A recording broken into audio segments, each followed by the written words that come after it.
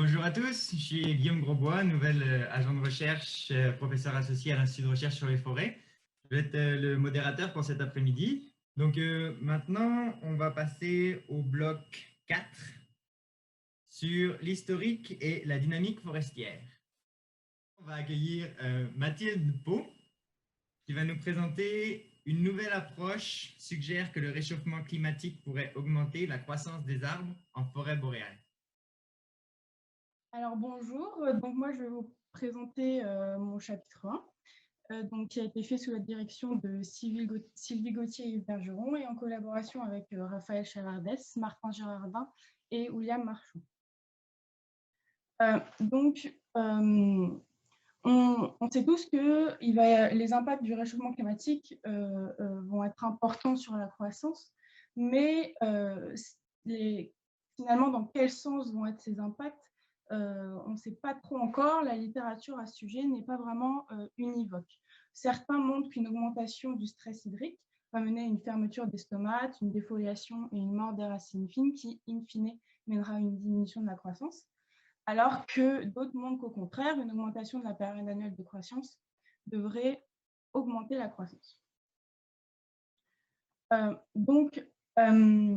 Finalement, quels sont les impacts du réchauffement climatique sur la croissance de la forêt boréale? Donc, pour répondre à cette question, on a utilisé une approche innovante qui est donc innovante en trois points. Le premier, c'est la croissance en hauteur qu'on a utilisé, donc le Site Index, l'indice de qualité de site, donc qui est plus sensible à l'environnement qu'à la compétition et qui reflète le potentiel du site. On a aussi utilisé des normales climatiques qui correspondent à la période de croissance de chaque tige. Je vais revenir dessus après. Et on a aussi pris en compte les sols, comme il a été montré que la croissance des arbres est plus limitée par le changement climatique dans des zones sèches. Donc, l'objectif de cette étude était d'évaluer l'influence de variables climatiques sur la croissance en hauteur de l'épinette noire et du pin gris. Donc, les hypothèses qu'on a fait, que la température allait augmenter la croissance, que la sécheresse, au contraire, devrait la diminuer, et que les arbres sur des sites secs seraient plus affectés par les conditions climatiques. Donc, notre zone d'étude, vu qu'on veut regarder les effets sur la forêt boréale, on a utilisé des placettes qui sont situées sur tout le Québec méridional pour avoir un large éventail de conditions climatiques et de sites. Vu qu'on sait que dans le futur, le climat qu'on va retrouver sur la zone boréale sera plus semblable à ce qu'on a actuellement au sud du Québec. Donc, l'échantillonnage a été réalisé par la direction des inventaires forestiers. Et on avait donc 2591 épinettes noires réparties sur 570 placettes et 890 pins gris répartis sur 177 placettes. Pour les variables qu'on a utilisées, donc pour la croissance en hauteur, pour l'indice de qualité station, on a utilisé la hauteur à 30 ans. On a aussi utilisé trois variables contrôle, l'oppression juvénile, l'âge de l'arbre et la latitude. Et enfin, pour les variables climatiques, on a utilisé la température, les chutes de neige, le drought code, donc qui est la teneur moyenne en eau des couches épaisses organiques compactes, donc qui va représenter la sécheresse du sol, et le déficit de pression-vapeur, qui lui est la différence entre la quantité d'eau présente dans l'atmosphère et la quantité d'eau que l'atmosphère pourrait contenir à saturation, et qui là va donc représenter la sécheresse de l'air. Pour chacune de ces variables climatiques, on a calculé des normales qui correspondaient à la période de croissance de chaque tige. Donc, par exemple, si on a un arbre qui a atteint 30 ans en 2000, on a calculé pour chacune de ces variables climatiques les normales sur la période 1971-2000. Si l'arbre a atteint 30 ans en 1950, on a pris les normales sur 1921-1950, et ce pour chaque tige. Donc, pour la variable sol, donc on a fait un classement des sols en fonction de leur texture, de leur pierrosité, de leur drainage et de leur morphologie. Et donc, on s'est retrouvé pour les épinettes avec 4 types de sols, le sableux, le rocheux, le mésique et le subhydrique hydrique. Et pour le pain gris, seulement 2 types, parce qu'on n'avait pas assez d'effectifs dans chaque catégorie. Du coup, on a regroupé le sableux et le rocheux, et le mésique et le subhydrique hydrique. Pour le modèle, on a utilisé un modèle addictif généralisé, donc un modèle pour chaque espèce. Donc maintenant, si on regarde les résultats. Donc d'abord pour l'épinette noire. Donc ici, il va falloir faire attention parce que souvent dans les extrêmes, on a des intervalles de confiance qui sont très larges, donc qui ne sont pas vraiment représentatifs. Donc il faut plutôt se concentrer sur les tendances qui se trouvent dans notre intervalle, dans la partie où l'intervalle de confiance est plus fiable.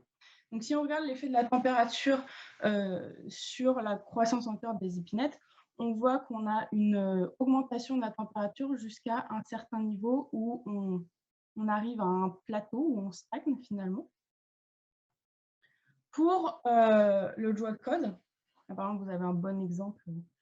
Donc si on regarde cette partie-là, on voit qu'avec l'augmentation de la sécheresse, on a une augmentation de la croissance, mais aussi à un certain point. À un certain niveau de sécheresse, là, l'effet s'inverse ou stagne au moins, et du coup, la croissance n'augmente plus, voire diminue avec l'augmentation de la sécheresse. Donc, Broadcode, je rappelle, sécheresse du sol.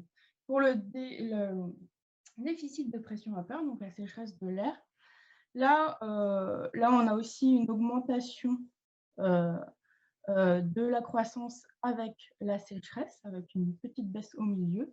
Puis, à un certain niveau, pareil, on arrive sur un plateau. Pour les chutes de neige, donc si on omet cette partie où l'intervalle de confiance n'est pas assez fiable, on remarque qu'on a une diminution de la croissance en fonction des chutes de neige.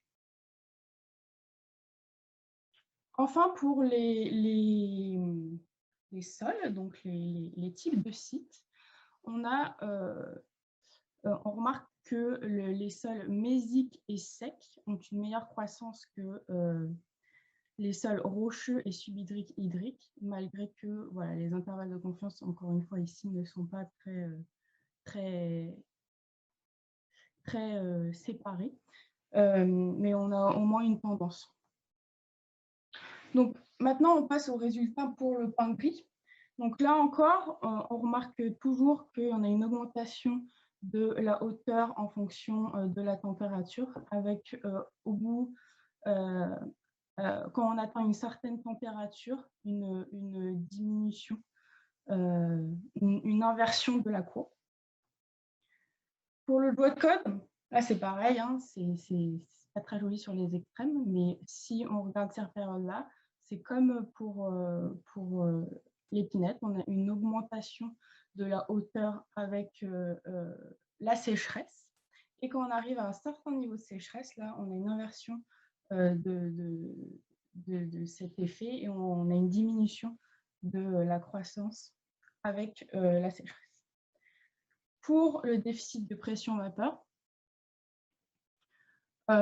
toujours pareil, une augmentation au début, puis à un certain point, là, plus tôt que les autres, une stagnation, un plateau, on arrive à un plateau.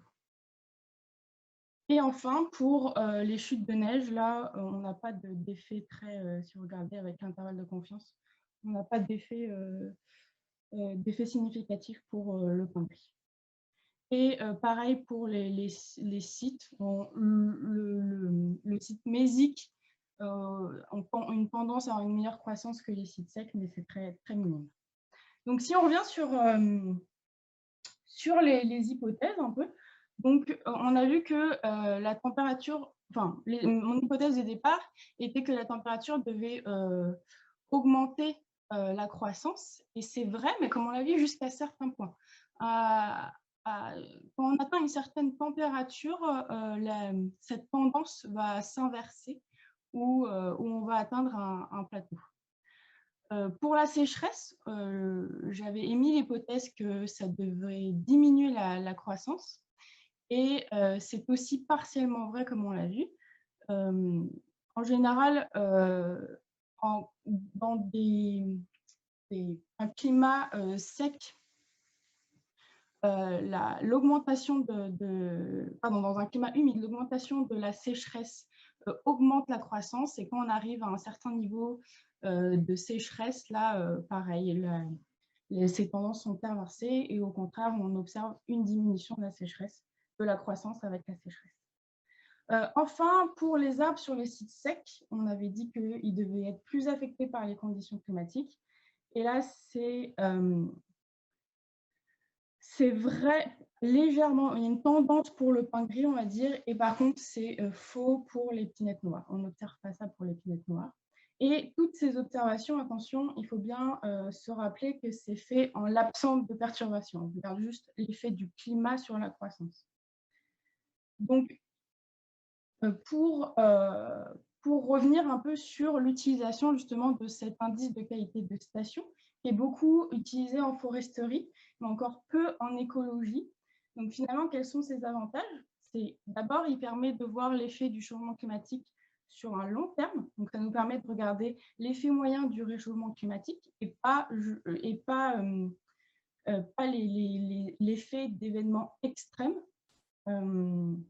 On utilise aussi des données brutes, non transformées. Et là, les individus sont comparés sur une même période de vie, sur un même âge, alors qu'en général, les individus sont plutôt comparés sur une même année. Donc, en conclusion, je vais vous montrer rapidement ce que ça donne avec les projections futures. Donc, on a évidemment une augmentation de la croissance avec le climat. Alors là, il faut faire attention, parce que notamment, donc ici, c'est une augmentation de la croissance entre des périodes futures et le présent. Et donc ici, on a la période 2011-2040, 2041-2070 et 2071-2100. Mais du coup, attention, sur la période 2071-2100, c'est projeté on extrapole sur un range climatique qui est hors de ce qu'on a observé, nous, de nos observations. Et donc, on remarque une augmentation progressive de la croissance avec le temps. Pareil pour le pin gris. Le pin gris, c'est encore plus extrême. Le pin gris devrait être mieux adapté aux conditions climatiques futures que les pinettes noires. Et enfin, pour ouvrir sur mon chapitre 2, dans mon chapitre 2, je rajoute à l'effet du changement climatique sur la croissance, l'effet du changement climatique sur le régime de feu. Et ce que je remarque déjà, c'est que l'effet positif qu'on regarde du climat sur la croissance ne suffira pas à compenser l'augmentation du régime de feu. D'ailleurs, même si le régime de feu reste comme on a actuellement, comme le régime de feu actuel, ça ne suffira pas non plus à compenser, cette augmentation de croissance ne suffira pas non plus à compenser le régime de feu. Merci de votre attention.